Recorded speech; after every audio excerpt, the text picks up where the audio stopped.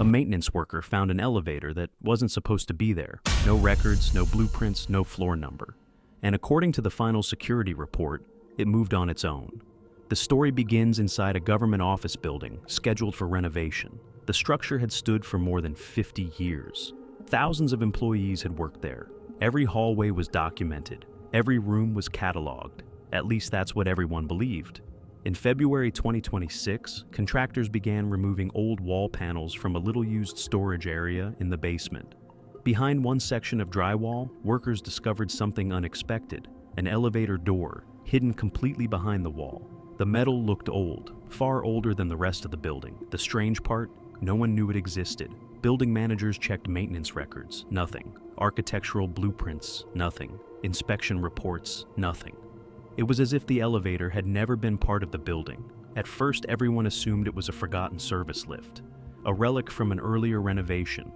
But when engineers examined the mechanism, the mystery deepened. The elevator still had power, the control panel still worked, and someone had been servicing it recently. Dust covered everything in the basement, except the elevator. The buttons were clean, the rails were lubricated, the machinery showed signs of regular maintenance. Yet nobody could identify who had been maintaining it. Curiosity quickly turned into concern. The elevator displayed only one button. No floor numbers, just a small metal circle. No label, no markings, nothing. Against recommendations, a small inspection team decided to test it. Security cameras recorded the entire event. The footage was never released publicly, but several details later appeared in leaked reports. 3 people entered the elevator: an engineer, a building supervisor, and a security officer. The doors closed, the button was pressed, then the elevator began descending. For the first few seconds, everything appeared normal. Then the descent continued, and continued, and continued, far longer than physically possible. According to the building's plans, the basement sat only 1 level below ground, yet the elevator traveled downward for nearly 3 minutes. Nobody inside spoke. They simply watched the floor indicator, except there wasn't one. No numbers, no display, just silence. Finally, the elevator stopped. The doors opened, and the inspection team stepped into a corridor. The hallway stretched far beyond the flashlight beams. Concrete walls, steel doors, dim overhead lighting.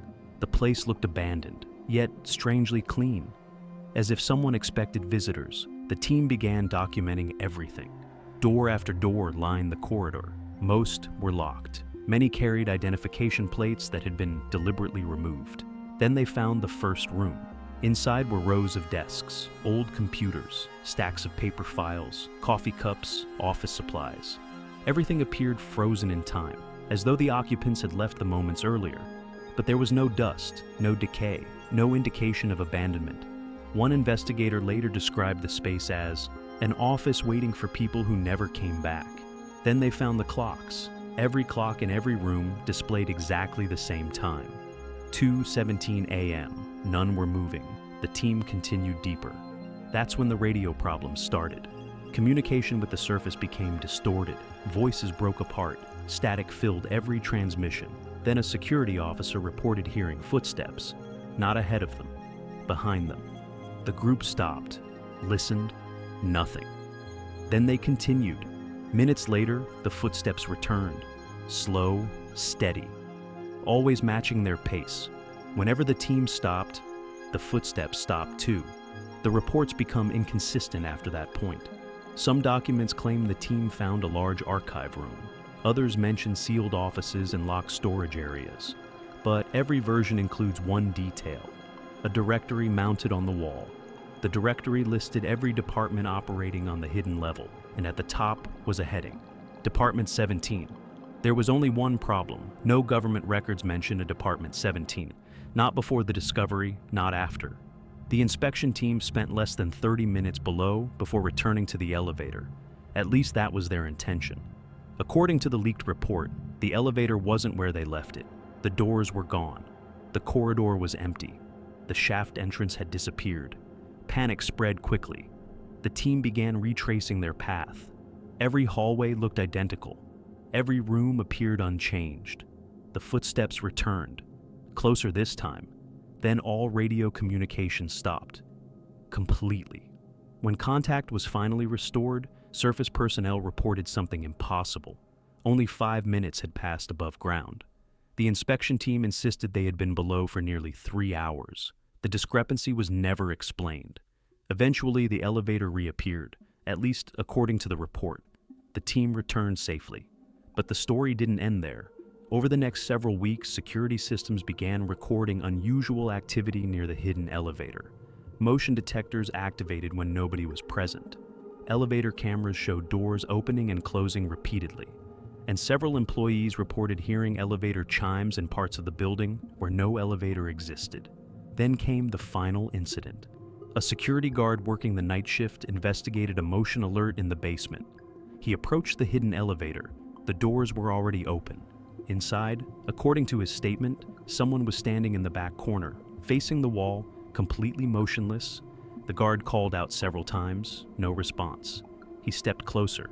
The figure never moved. Then the elevator doors closed and began descending.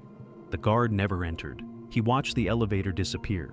When maintenance crews inspected the area the next morning, the elevator was gone, not closed, not hidden, gone. The wall behind it was solid concrete. No doorway, no shaft, no machinery, nothing. As if it had never existed.